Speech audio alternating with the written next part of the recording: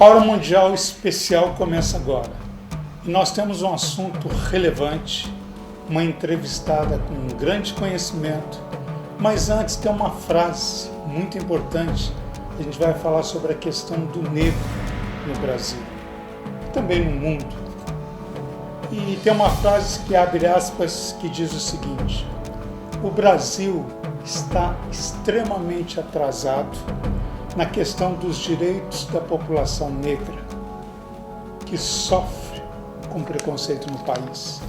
Essas palavras são da vice-diretora do Fundo de Desenvolvimento das Nações Unidas, a Júnia Puglia, que ela contesta a questão do negro no Brasil. Segundo dados do IBGE, 54% da população negra no Brasil, 54% da população é negra no Brasil. Nos Estados Unidos, 13% da população também é negra. A gente vai falar sobre esse assunto, levantar o tapete, tentar, ou seja, colocar para você o que de fato ocorre com os negros no Brasil. Vamos nessa?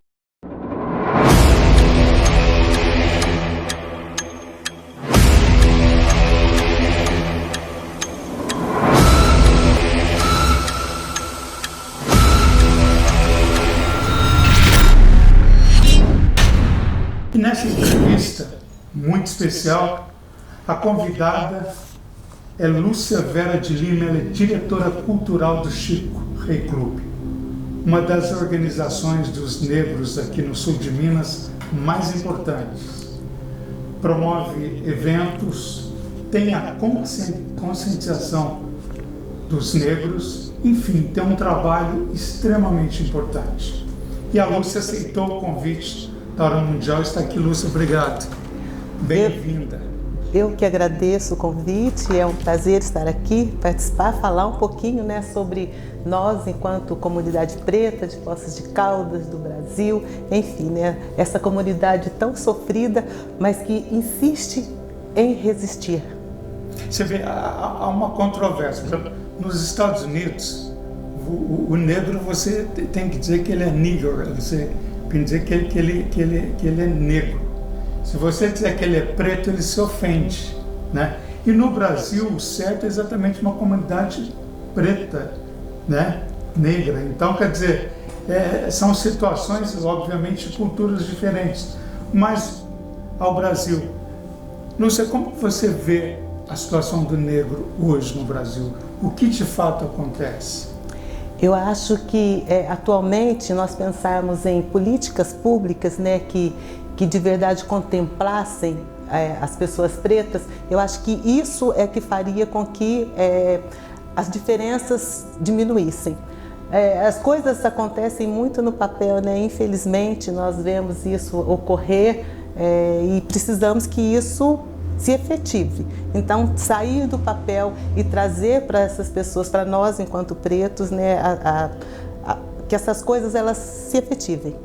Agora, tem no Brasil o Dia da Consciência Negra, aquelas frases de efeito, vidas negras importam.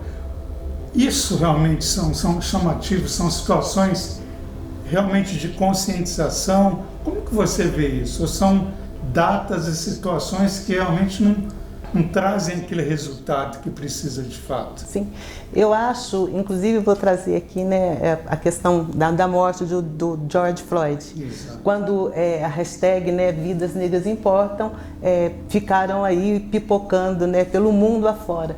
Eu creio que pensar essas questões é de grande importância no sentido de que quando acontece alguma coisa e a internet ela fortalece isso de alguma forma, as pessoas elas se comovem de uma maneira muito contundente.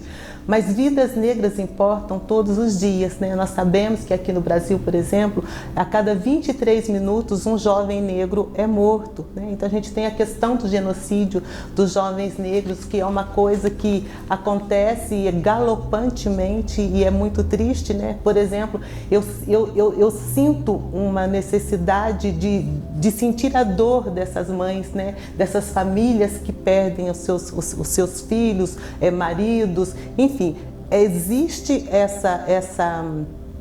essa higienização do povo preto, né, dentro desse contexto do genocídio, e que às vezes ela está aí, como você disse, a gente vai levantar o tapete, mas ela está sendo jogada para debaixo dos panos, infelizmente, né? As pessoas querem minimizar essa situação de alguma forma. Então, vidas negras importam todos os dias, assim como a vida de todas as pessoas de maneira geral, mas é um contexto da escravidão que a gente ainda precisa falar, que nós precisamos trazer à tona, né, e estar aí sempre discutindo e dialogando a respeito. Então, eu acho que nós precisamos falar, sim, todos os dias a respeito da importância dessas vidas negras que estão sendo ceifadas de alguma forma.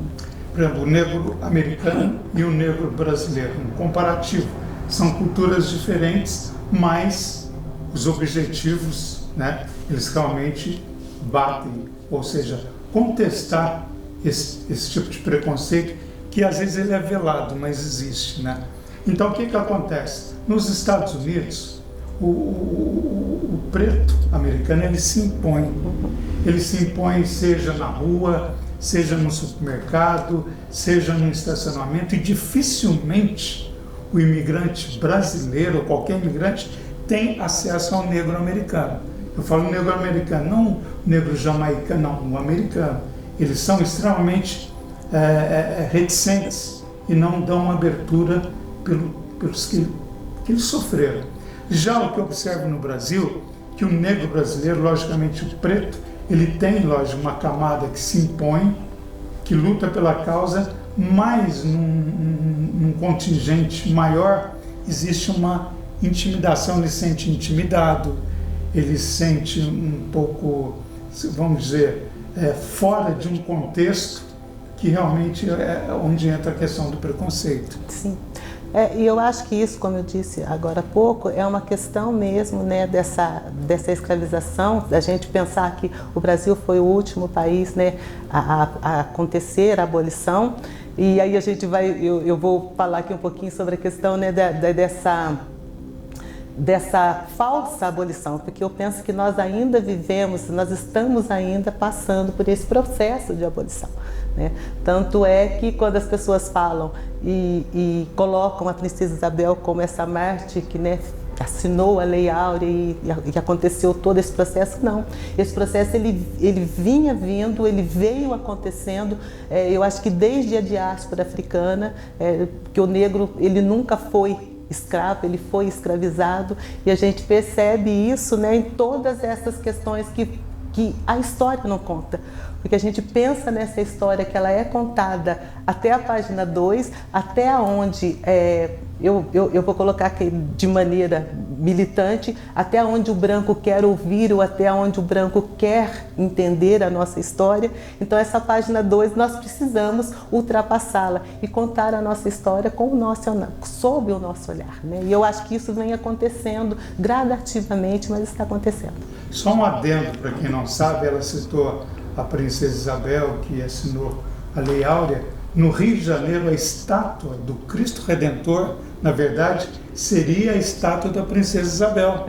Então eles sugeriram que fosse colocada a estátua dela após ela assinar a Lei Áurea, de extrema importância do país, mas ela recusou. Sim. Ela não quis. Ela disse que não, que ela preferia que tivesse a imagem de Cristo, de Jesus, para levar um alento à população e que o papel dela já estava consolidado. Então, quer dizer, hoje, se ela tivesse um instinto de vaidade, não seria a estátua do Cristo Redentor, e sim lá da Princesa Isabel. É muito importante, né, que a gente tenha essa consciência, né, do papel de quando a princesa assina a Lei Áurea, mas de pensar, né, que houve todo um contexto, houve todo um trabalho nesse sentido anteriormente, né, e aí que culmina com a assinatura da Lei Áurea, né? Então a gente precisa, e eu acho que é isso que a história precisa trazer para a gente, né? Quando nós vemos hoje, e aí eu vou pensar um pouquinho em mim, quando eu estava na escola e eu só ouvia contar a história do preto sofrido, do preto que apanhava, do preto que estava no pelourinho, não era isso, eu sentia vergonha, né? E hoje a gente sabe que é muito necessário que a gente leve essa conscientização, e aí eu vou trazer a Lei 10.639, que eu acho de extrema importância essa lei. Quando a gente fala nela enquanto obrigatoriedade, eu não gosto, eu gosto de dizer da aplicabilidade dessa lei. E aí eu volto a dizer, né, que é para contar a nossa história, né, contar essa história de verdade, a história de reis, de rainhas que não era contada. Então eu penso lá na minha época, quando eu estava na escola e eu só via, né, o negro chicoteado, isso me fazia mal, né? E hoje nós somos, inclusive, quando nós temos, eu tenho um trabalho com o meu grupo, né, com um projeto que eu tenho, que é o Ubuntu Arte e Cultura Preta, que é de estar levando essa conscientização nas escolas e essa questão da representatividade mesmo, a representatividade da criança, da mulher, do homem, do jovem negro, para que ele se sinta empoderado, né? A gente usa muito essa palavra hoje em dia, né? Essa questão do empoderamento é muito importante e necessário para que nós negros nos sintamos parte dessa sociedade que nós ajudamos a criar. Ô Lúcia, esse vídeo, a Hora Mundial, é visto em vários países. É visto na França, é visto na Itália, nos Estados Unidos, enfim, vários países acompanham. Agora eu gostaria que você falasse a essas pessoas, a esses brasileiros que estão do lado de fora, ou seja, estão fora do Brasil, como que de fato está a condição do negro hoje no Brasil. Existe esse preconceito aqui no sul de Minas? Como que ele é tratado? Você se vê satisfeita com os resultados de tantas campanhas, de tantas entrevistas, de tantos alertas? O que você pode dizer para esses brasileiros que estão fora? Eu acho que nós caminhamos bastante, né? Nós já crescemos muito. Eu penso que o movimento negro ele tem um papel muito importante, né? A partir de 1970, quando esse movimento negro ele toma corpo e ele começa a fazer as ações, né, para que elas sejam efetivadas. A gente tem, nós conseguimos, claro, alguns ganhos, mas eu acho que o racismo e o preconceito e a discriminação, eles estão presentes na nossa vida, infelizmente, todos os dias. Pensar essas pessoas, pensar o ser humano ser classificado pelo tom da sua pele, ainda é uma coisa que acontece, né? Quando eu entro numa loja, por exemplo, ainda hoje eu sou olhada com um olhar, ainda aquele olhar preconceituoso, né? Nós sabemos que tem um vídeo que eu gosto muito e que as pessoas podem procurar, está na internet. É um vídeo muito pequenininho, mas ele é muito contundente nesse sentido de demonstrar como é que o racismo funciona, como é que ele age. Ele chama o preconceito cega. Então ele mostra um menino negro e um menino branco que entram no supermercado e quando esse menino negro ele entra no supermercado, a caixa já dá o sinal pro segurança. E ele segue esse menino o tempo inteiro, né? E ele esquece, e esse menino branco é o menino que rouba, e o segurança ele não vê por conta de que ele está preocupado com o menino negro que entrou. E infelizmente, vejam esse vídeo, porque é um vídeo muito interessante, é um vídeo muito bacana. A primeira vez que eu vi, inclusive a gente não consegue perceber, ou eu não consegui naquele momento, e ele faz um retrocesso depois, quando a gente percebe que foi o menino branco que roubou. Então é isso, infelizmente, que acontece hoje em dia ainda, né, na nossa sociedade. E o preto, uma pessoa preta, quando ela ascende, ela esquece que ela é preta, porque essa sociedade cobra dela de uma maneira diferenciada. Então, assim, para eu ser aceita, e se eu tiver acendido, lógico, eu preciso deixar os meus, eu preciso esquecer, né, do tom da minha pele para que eu seja aceita.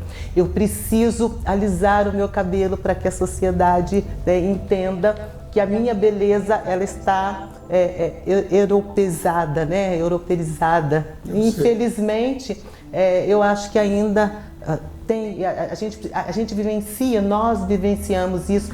É lógico que com grandes avanços, lógico, a gente tem as mídias aí hoje, né, tudo acontece, tudo muito rapidamente, mas eu acho que esse racismo ele ainda vai perpetuar ainda por muito tempo. E eu imagino que eu, enquanto Lúcia, né, essa mulher preta, e que demorou também para se sentir empoderada e dizer eu sou essa mulher preta, né, com esse cabelo crespo, faço esse trabalho, demorei muito para me entender dentro desse contexto, mas eu acho que é isso, eu talvez não consiga alcançar esse entendimento das pessoas, né, que o ser humano ele não precisa ser classificado pelo tom da sua pele, mas que precisamos sim de respeito, né, de respeitar o outro, de estar entendendo o outro como este ser humano que faz parte, né, dentro de um contexto histórico aí da nossa população preta. Tem uma atriz, ela é negra, ela mora na França, Sandra Coutinho, um beijo para você, e ela diz o seguinte, que no contexto do racismo, as vozes que mais se levantam são das mulheres. Que então, na ótica dela, os homens ficam mais reticentes esperando aquele resultado que a mulher vai à frente falar.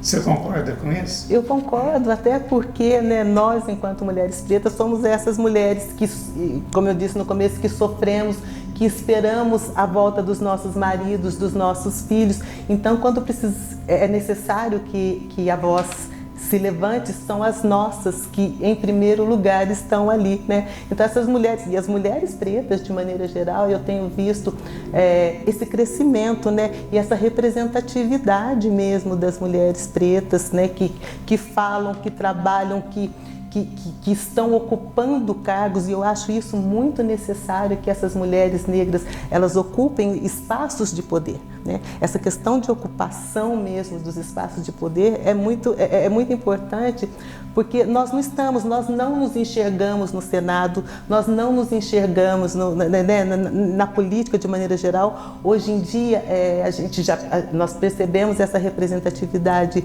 dentro das mídias, que aí numa novela, por exemplo, quando a gente vê uma Thaís Araújo, um Lázaro Ramos, hoje nós já temos, né, nós podemos nos ver, temos essas referências, esse espelho é muito importante.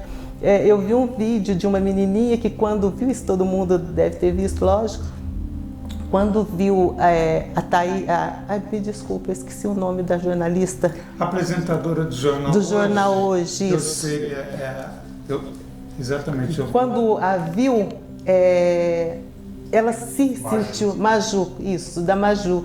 Quando essa criança viu a Maju, ela se sentiu representada. Assim, a primeira coisa que ela viu foi o cabelo dela igual da Maju, e aquilo para ela foi importantíssimo, se ver na televisão. Porque quando essas crianças, antigamente, da minha faixa etária, que viam somente a Xuxa, é diferente. Então, assim, eu nunca tinha visto uma pessoa na TV igual a mim. Então, isso é necessário que aconteça, e está acontecendo, né? Eu acho que muito lentamente, mas está acontecendo. Falando do contexto das mulheres no poder, a vice-presidente dos Estados Unidos, a Kamala Harris, é negra.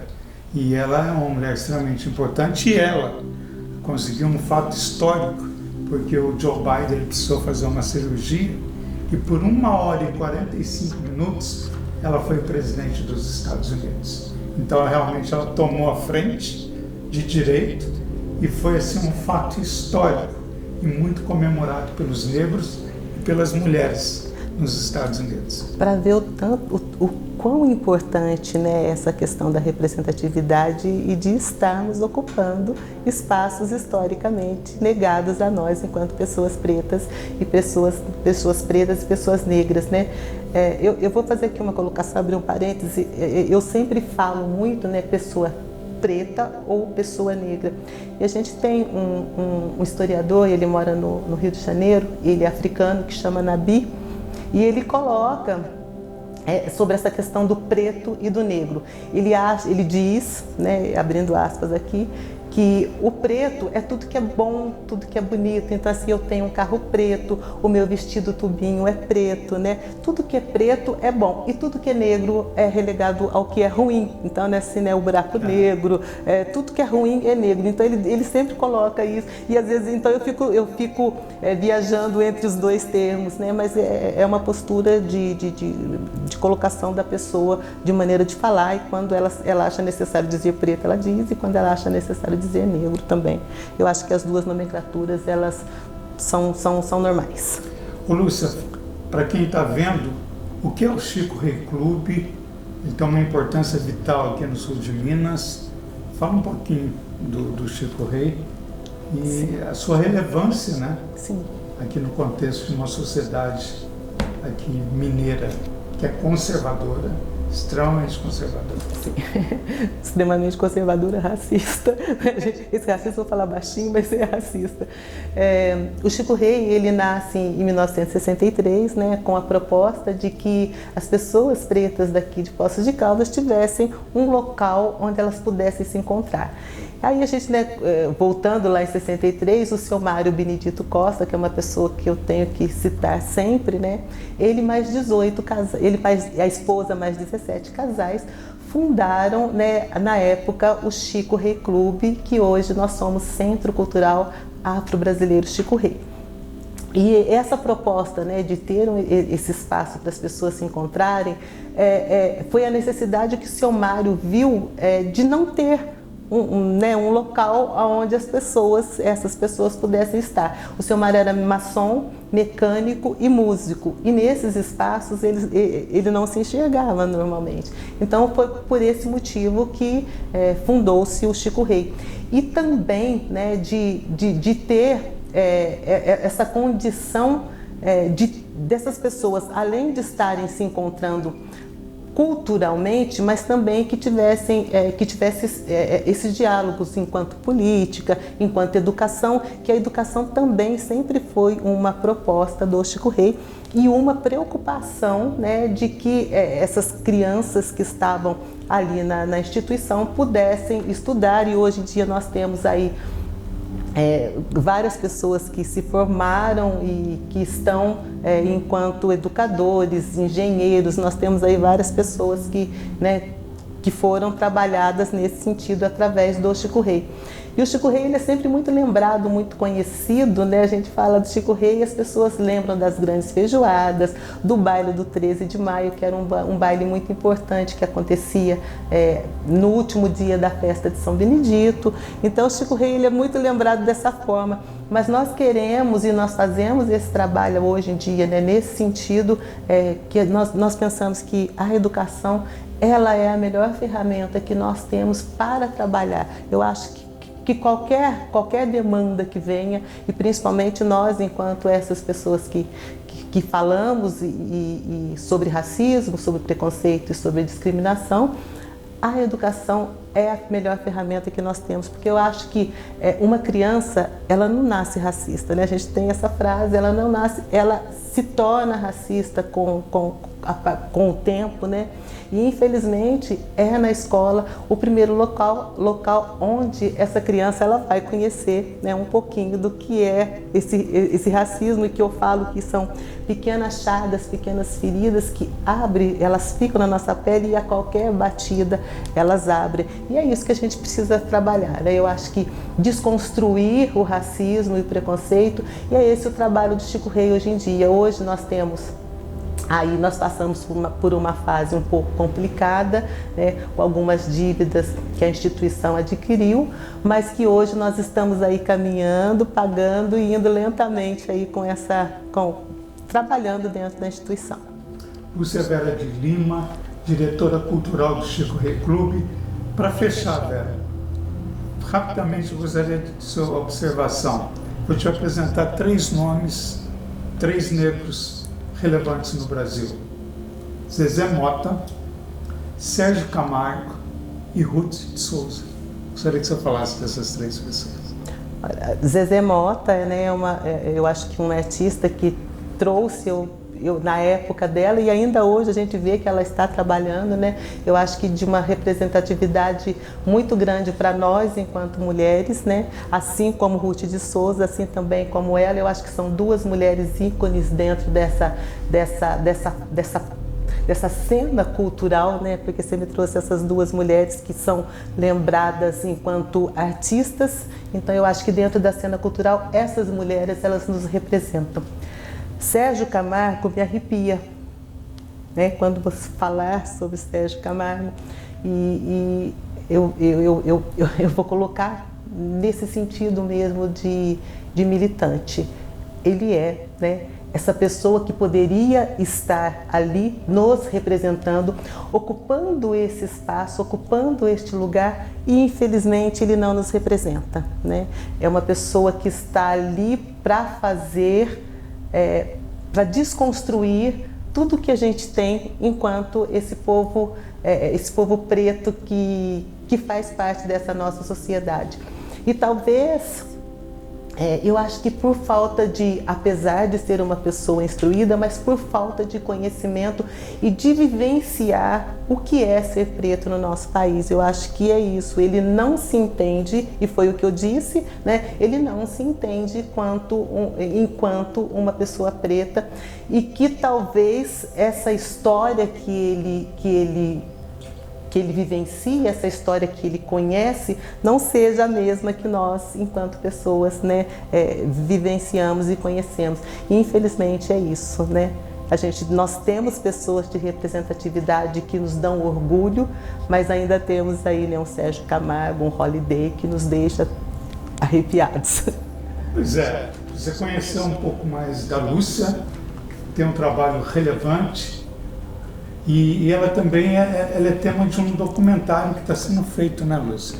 Ah, sim. Nós temos bastante coisa para fazer, né? Do que estamos fazendo. Nós estamos fazendo aí agora, juntamente com o Gerinho Félix, né, um trabalho muito bacana, que nós vamos contar um pouquinho sobre o samba de roda, que é, né, uma manifestação cultural, é patrimônio cultural, e nós vamos contar um pouquinho sobre isso, essa ligação que o samba de roda ele tem enquanto cultura, que eu acho que nós precisamos falar, mas a ligação que ele tem com a religiosidade, e que é uma manifestação muito bonita, né? Nós aqui na região sudeste, nós não temos muito essa ligação com o samba de roda. Mas é muito bacana a gente trazer, nós trazemos aí algumas pessoas que vão falar ali do recôncavo baiano e que estão intimamente ligados com essa cultura. Então o samba de roda e tocou o tambor é muito gostoso, né? A gente mexe com o sangue da gente. Pois é, você gostou do vídeo, gostou dessa entrevista? Acompanhe a Hora Mundial, tem outros vídeos, temos dicas, ou seja, informações para você que vai viajar, passaporte, como tirar o visto americano, enfim, uma série de informações relevantes. Se inscreva no canal, participe. Lúcia, obrigado pela entrevista. Eu que agradeço, Walter, e foi um prazer estar aqui conversando com você e com os telespectadores, né, que vão nos assistir e que estão nos assistindo. Um prazer muito grande. É uma pessoa, muita gente no mundo afora. Obrigado, um abraço, se inscreva no canal, participe sempre da Hora Mundial.